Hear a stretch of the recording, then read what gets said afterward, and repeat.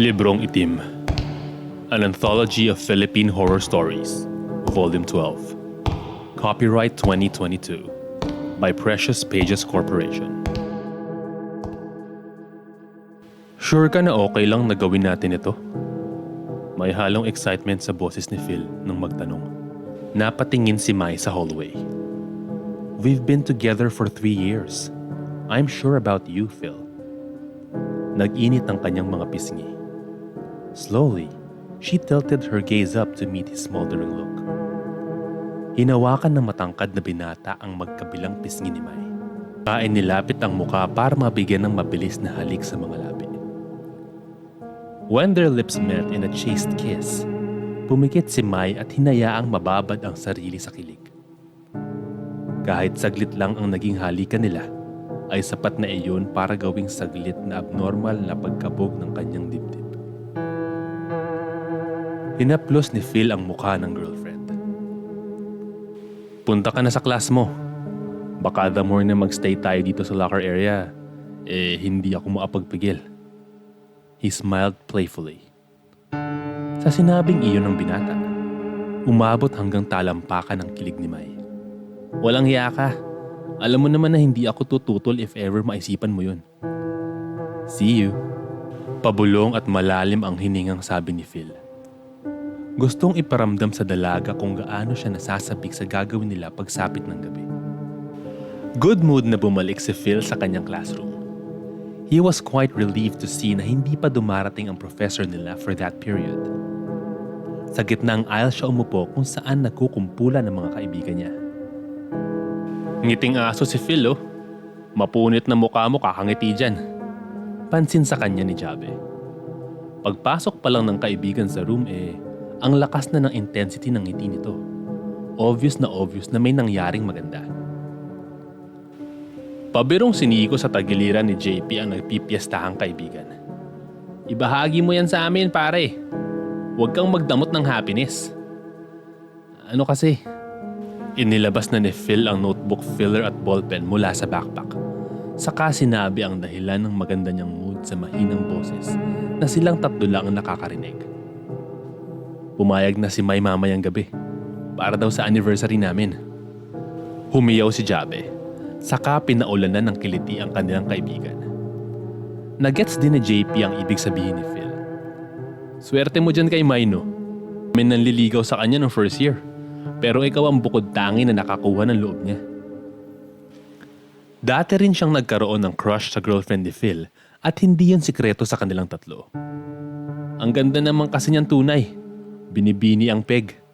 Tapos studios pa. Ibang-iba talaga si Mai. Hindi naman lingid sa kaalaman ni Phil ang pagkakaroon ng crush ni JP kay Mai dati at wala siyang nararamdaman na inis dito. Sikat ang girlfriend niya. Hanggang ngayon, marami pa rin ang nagkaka-crush dito. Swerte kami sa isa't isa dahil sobrang compatible kami. Maaga pa siguro para sabihin ko to pero tumahimik siya ng ilang segundo habang nag-i-imagine. Dahan-dahang napangiti.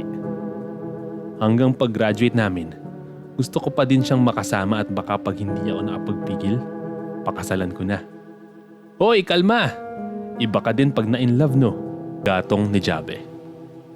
Tinulak-tulak siya ni JP sa balikat. Saan kayo pupunta? Saka, huwag mong kalimutan ang importanteng bagay, ah. Tumaas baba ang kilay nito. Tapos share ka din ng video at picture. Loo ka talaga. Video talaga? Gusto mo itapong kita sa Neptune? Inilapat ni Phil ang buong palad niya sa mukha ng malokong kaibigan. Saka itinulak palayo sa kanya.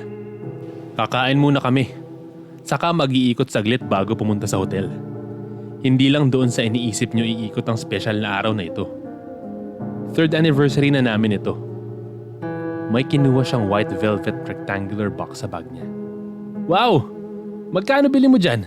Ang ganda! Napanganga sa mangha si Jabe pagkatapos buksan ni Phil ang kahon. Sa loob niyon ay isang silver necklace na may pendant na crystal teardrop. Tumango si JP. Bagay nga yan kay Mai, pare. Dahil sa excitement at adrenaline rush, ay naging mabilis para kay Phil ang oras. Sa mga sumunod na klase, kahit doon sa subject usually bored siya. Magkaiba sila ng section ni Mai kaya in the meantime, nakaw ng tingin muna sa malayo habang busy ang kasintahan. Hilig ni Phil pagmasdan ng girlfriend. Nakaka-attract kasi ang natural expression nito. Kahit na maraming beses ay nagtataka siya kung bakit bigla na lang itong hindi mapakali. O kumukunat ang noo.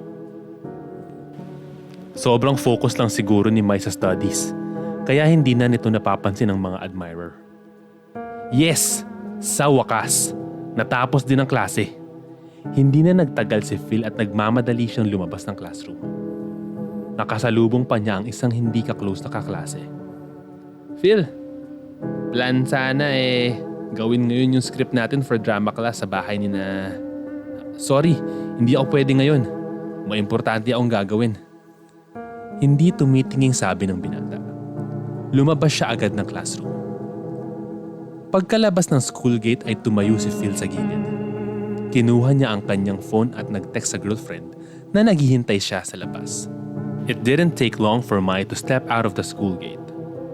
Lalapitan na sana ni Phil ang babae pero nagulat siya nang makitang palingalinga ito sa paligid. Hinihingal at kasimputla ng espasol. Mukha itong hinahabol ng masamang loob.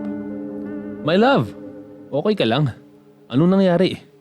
Nag-aalalang tanong ni Phil paglapit sa girlfriend. Muntik nang matumba si Mai sa gulat pero agad na wala ang takot sa muka. Phil! Mahigpit na yakap nito sa boyfriend na para bang takot na takot. I love you, my love, always.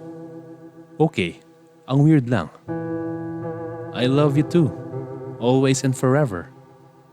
What happened? May dapat ba akong abangan sa dilim? Wala. Pasensya na. Nanood kasi kami ng horror film sa cinema class kanina.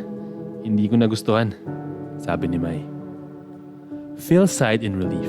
Nun, alisin na natin yung horror sa system mo at magsaya.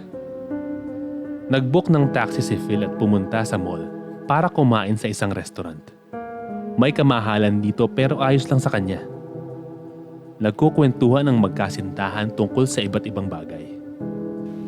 Pati ang waiter na nagsuserve ng kanilang pagkain ay napansin ang kinang sa mga mata nila na halatang enjoy talaga sa isa't isa. Pag-alis tuloy ng waiter ay hindi nito napigilang mapangiti. Papasaan na all ka na lang talaga kung ganyan din kami ka-sweet ng jowa ko. Yung tipong pati mga hantik, mauumay na sa katamisan namin. Samantala, habang kumakain na sina Phil at Mai ng panghimagas na parfait, ay napaisip na ang binata na ibigay ang surprise present niya. Kinuha niya ang puting rectangular box. For you. Hala, my love! Namuo ang luha sa gilid ng mga mata ni Mai. Ibinaba ang hawak na kutsara. Saka pinunasan ang namumuong luha. Mukhang mahal pa to ah. Nag-hesitate tuloy siyang tanggapin ang regalo. Love naman, huwag mong isipin yun. Alam kong walang presyong katumbas ang nararamdaman ko para sa'yo, sabi ni Phil. Binuksan ni Mai ang kahon. I love you from here to Mars, Phil. Parang nilamutak sa kilig at warmth ang kanyang puso nang makita ang laman yun. Isang silver na kwintas. May pendant crystal clear teardrop na may maliit na swan sa loob. Habang tinitignan ni Mai ang kwintas ay nagsalita si Phil. Yan ang napili kong design kasi you remind me so much of a beautiful white swan. Innocent, pure, and dainty. Sana magustuhan mo. Nakangiting sabi nito. Di pansin ang saglit na namumutla at pagkailang ng dalaga. I love it. Isusuot ko na ito. Tinulungan siya ng kasintahan para isuot yun. Nang matapos, hinaplos niya sa pisngi si Phil. My love, sana magustuhan mo din ang regalo ko sa iyo at whatever you'll give me tonight is more than enough, Mai.